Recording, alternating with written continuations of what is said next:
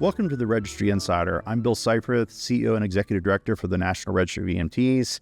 And for today's episode, we're going to introduce to you the BLS examination update.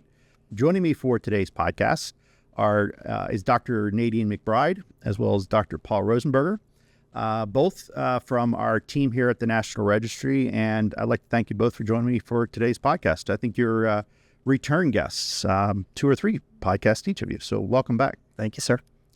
So Nadine, if you could explain to us what this BLS examination update entails and how did we get here? So a certification organization is responsible for updating their examination on a periodic basis because we want to make sure that we are current with the knowledge and skills that an individual performing the role is expected to have. So approximately every 4 to 6 years, we do what's called a practice analysis or a job task analysis, where we reevaluate the job responsibilities of the individual working within this role to make sure that we're capturing the most up-to-date knowledge and skills that are expected within the role. So what this looks like for BLS at the BLS level is we undertook the practice analysis in 2022, where we took a slightly different approach than we have for some of our practice analysis in the past. What we do recognize with the BLS level, the EMTs and the EMRs, is they work in a variety of different settings. The data that come out of the 911 system is only part of what they do, only part of the patient care that they're providing. So we backed up on the practice analysis, and the first thing we did is we put out a call to individuals who were long-term providers at the EMR or the EMT level, and we requested about 30 minutes of their time, and we asked them just to tell us about their job. What do you do? When you are serving in the EMT and the EMR role, what are the responsibilities that you're expected to perform within this scope of service? So we talked to at least 15 individuals across the country working in a variety of different settings, and we collected back a lot of information from them. We asked some structured questions, but we also gave them the opportunity to provide us some unstructured data to talk to us about what did they do. We evaluated all of that data. We had 2 independent experts review all the data, categorize it, look for themes in a thematic analysis. And we heard some overarching kind of trends in the data around assessment, that their first primary responsibility was assessing a patient and ensuring the safety of the scene. For the next step, we did some observational studies. So we did a couple of ambulance ride-alongs within the 911 system, and also within a transport setting, because a lot of our BLS practitioners were working in that transport setting of transporting a patient from, like, for example, a hospital or a long-term care facility back to their home or around variety of people who needed to get to the hospital but didn't have alternative transport.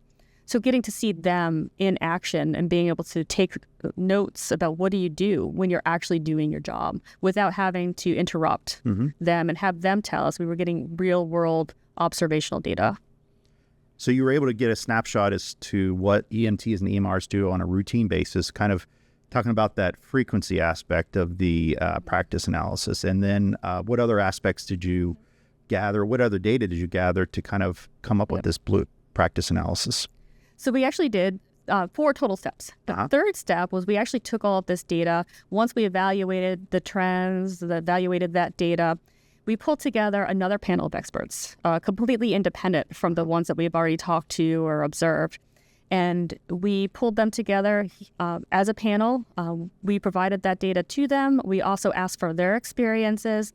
They were the ones that then looked at the domains that we were recommending, that we were talking about.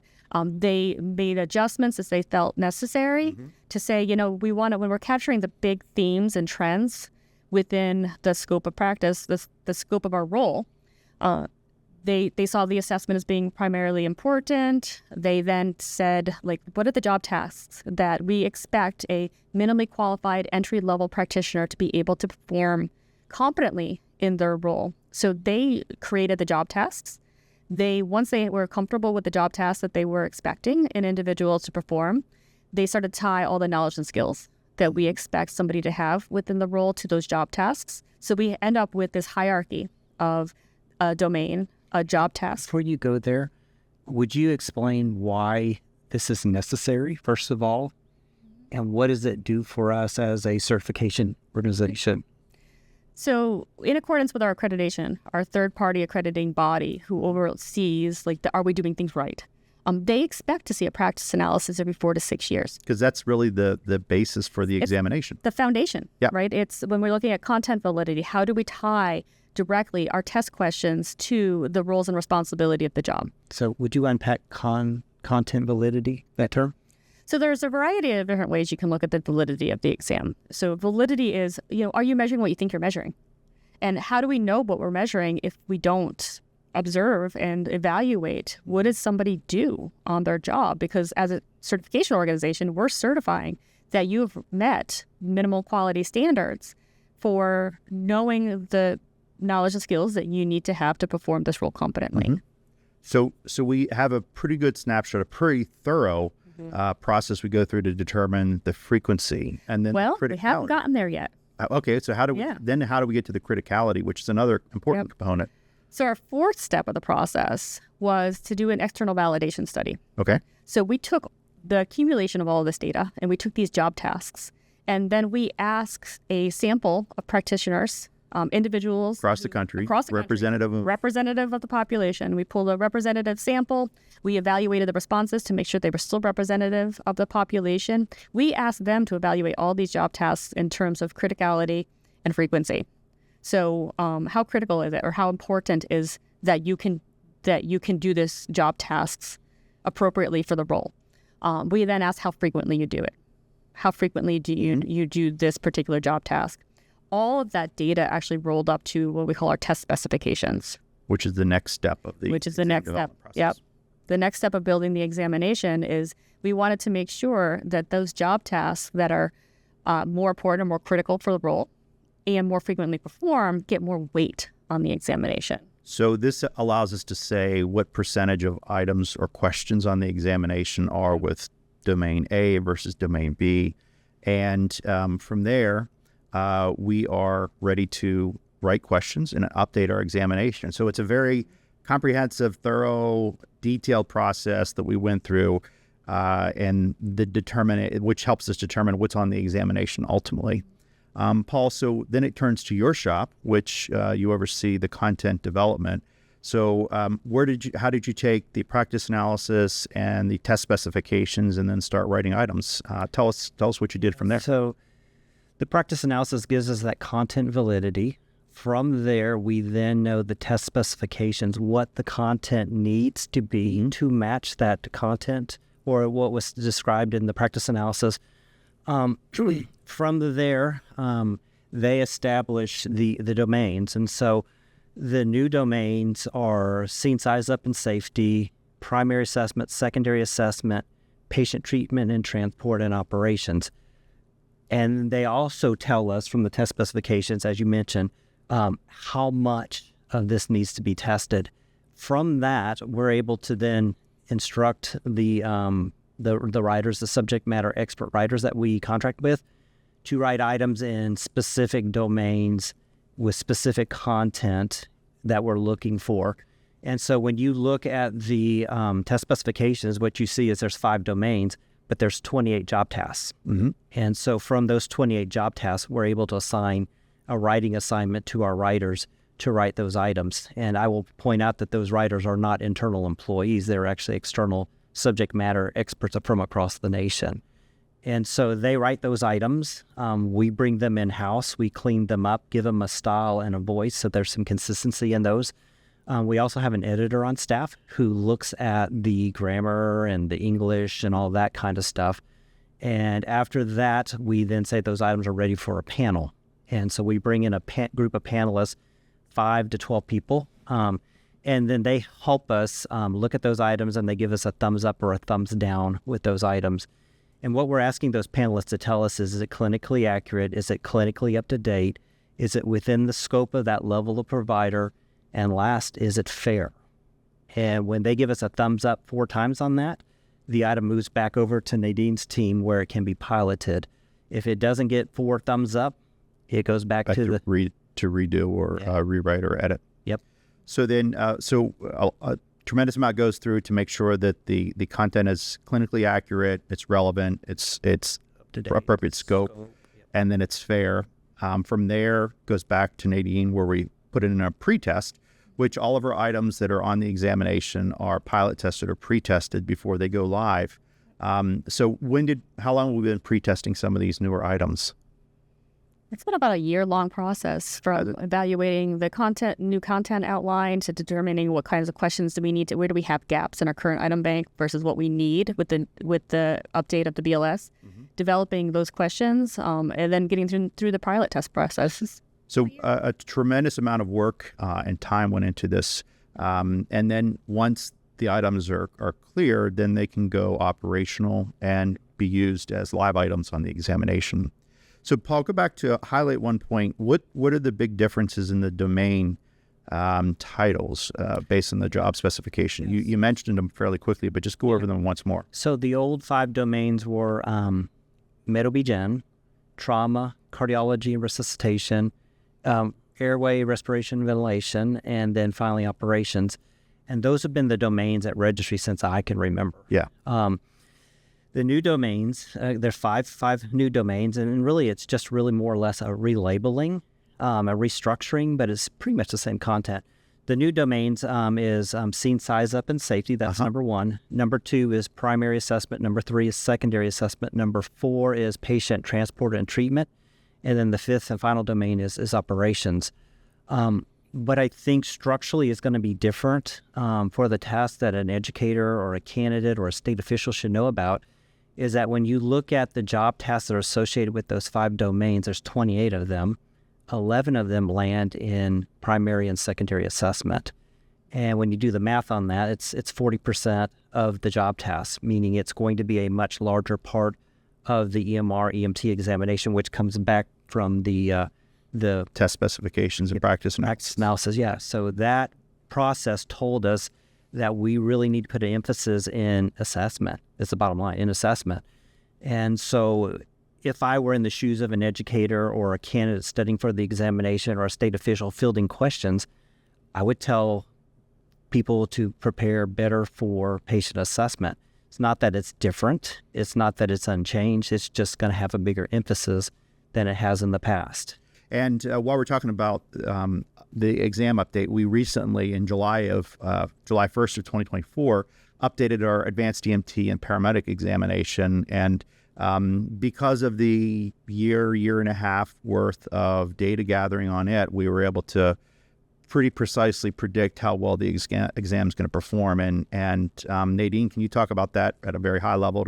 Essentially, it's been a success, and it's as predicted. We haven't seen a drop. We've actually seen a slight increase in our first-time pass rate for the examination. So the one thing you do on any new exam is you have to evaluate your passing standard, your cut score.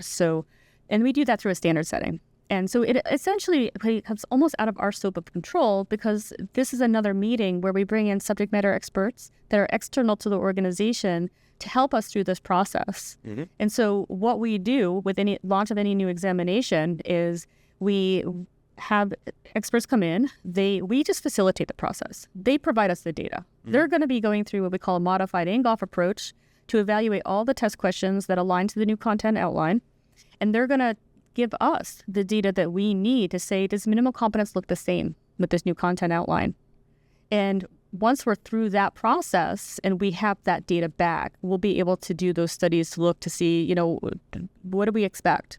So we did that for the AEMT and paramedic. Correct. Launched the exam, and the data so far are that the exam's performing as it did before with a slightly higher pass rate.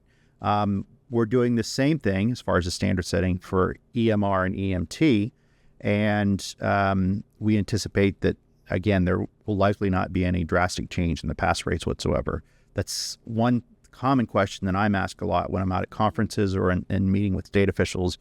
Anytime we have an update with the exam is an unnecessary fear that the pass rate's going to drop precipitously. And it did not happen for AEMT and paramedic. Actually, it went up slightly.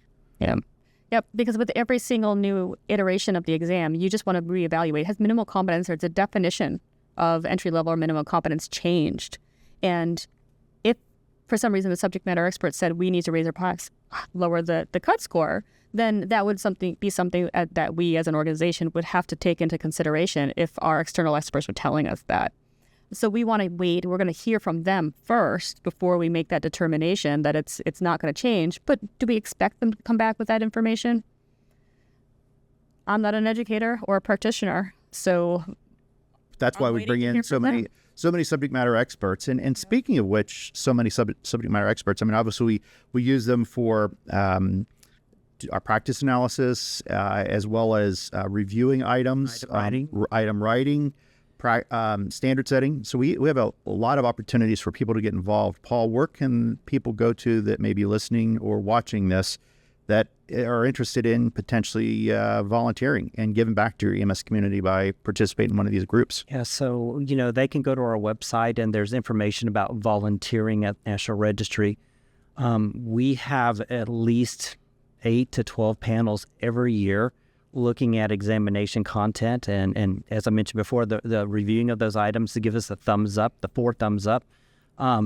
If they want to be part of that process, there's a little bit of information that they have to provide to us and make a commitment to us, because it is a lot of work. It's a 3 to 4 day event with requiring about 6 hours each day, and it's pretty cognitively demanding.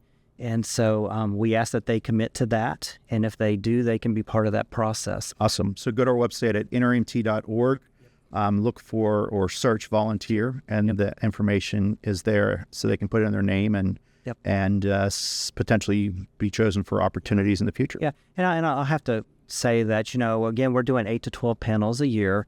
Those panelists are somewhere between 5 and 8 people. And, we look at things like gender, race, geography, and we also want people who are operators, who are educators, state officials. And so there's a lot that goes into building a panel so that it meets the accreditation requirements. And so if you're not picked right away, give it some time. You'll be in that process, in that lineup, and at some point we'll be able to use you on a panel. And thank you, Nadine and Paul, for overviewing the process through which we go through to make our examinations relevant, current, and fair, valid, and reliable. It's a pretty extensive process. So thank you both for joining me today. And thank you as well for joining us for this episode. And as always, stay safe. Thank you for joining us for this episode. If you wouldn't mind, please click the like and subscribe buttons, as well as the notifications so you can get notifications of upcoming episodes. Also, for the latest and greatest happenings of the National Registry, feel free to go to nremt.org. Thank you very much. And again, stay safe.